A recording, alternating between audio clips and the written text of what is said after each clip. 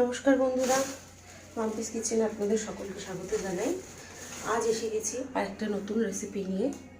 তো দেখতে থাকুন কিভাবে কি দিয়ে কি বানাচ্ছি।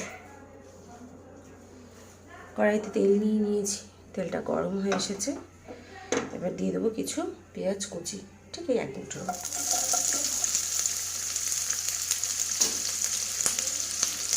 আমি এখানে মিডিয়াম সাইজের 1.5খানা পেঁয়াজ দিয়ে পেঁয়াজটাকে ভালো করে ভেজে নিই।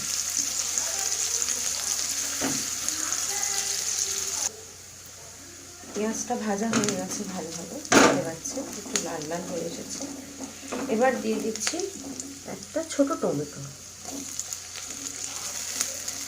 এইভাবে একটু কেটে রাখা। টমেটোটাকে একটু নরম হতে দেবো, তারপরে বাকি উপকরণগুলো একে একে দিতে থাকবো। টমেটো পেঁয়াজ একসাথে ভালোভাবে নরম হয়ে গেছে। এবার দিয়ে দেবো আদা আর কাঁচা লঙ্কার পেস্ট, 1.5 চামচ দিয়ে আবারও এটাকে ভালো করে ভেজে নেব।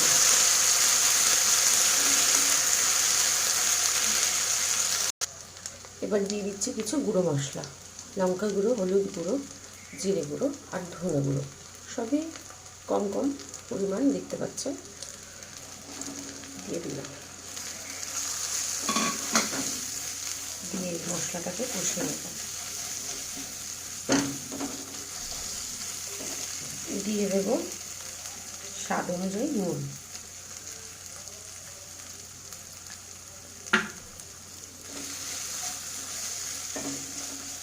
মশলাটাকে একটু গ্যাসের ফ্লেম কমিয়ে দিয়ে কষে নেব।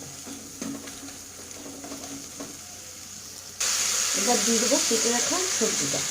এই যে দেখছেন ডুমো ডুমো করে ঝিঙে আর আলু কেটে রেখেছি, এটা দিয়ে দিচ্ছি।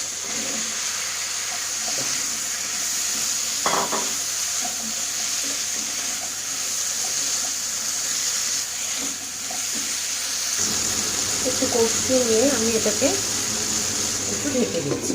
গ্যাসের ফ্লেমটা কমিয়ে দিলাম যাতে ওটা মশলার সাথে ভালোভাবে মিশে যায় সবজিগুলো। ঢাকনাটা খুলে দেখে নেব কীরকম আছে।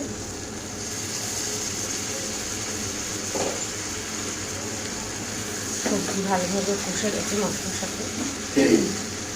এবার দিয়ে দেবো আমাদের এই তরকারির মেন জিনিসটা, সেটা হচ্ছে ইলিশ মাছের মাথা ভেজে রেখে দিয়েছিলাম। এবার এগুলোকে এখানে দিয়ে দেবো, এটার সাথে ভালোভাবে নেড়ে ছেড়ে নেব।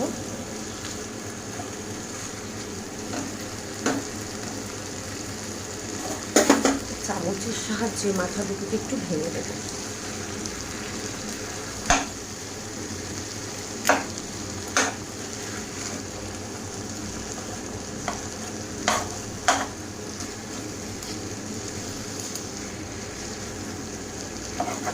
এইভাবে ভেঙে এবার এটার সাথে একটু ভালো।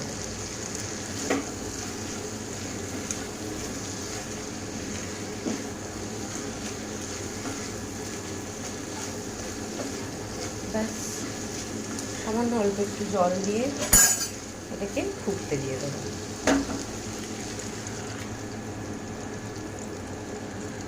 মাখো মাখো হবে, ওই জন্য জলটা এতটাই রাখবো।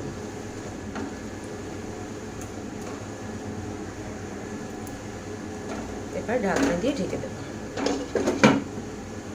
গ্যাসের ফ্লেমটা হাই করে দেবো ভালোভাবে ফোটার জন্য। ঢাকনাটা খুলে দেখে নেব।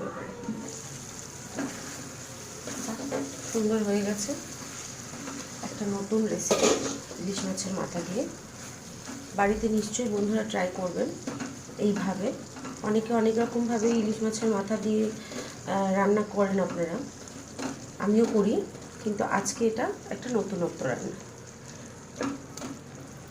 তো আজ এইটুকুই, আবার আসবো অন্য কোনো রেসিপি নিয়ে। রেসিপিটি ভালো লাগলে কমেন্টে জানাতে ভুলবেন না, আর লাইক, কমেন্ট আর শেয়ার করতেও ভুলবেন না। আমার চ্যানেলটি যদি সাবস্ক্রাইব না করে থাকেন এখন অবধি, নিশ্চয়ই সাবস্ক্রাইব করে দেবেন। ধন্যবাদ।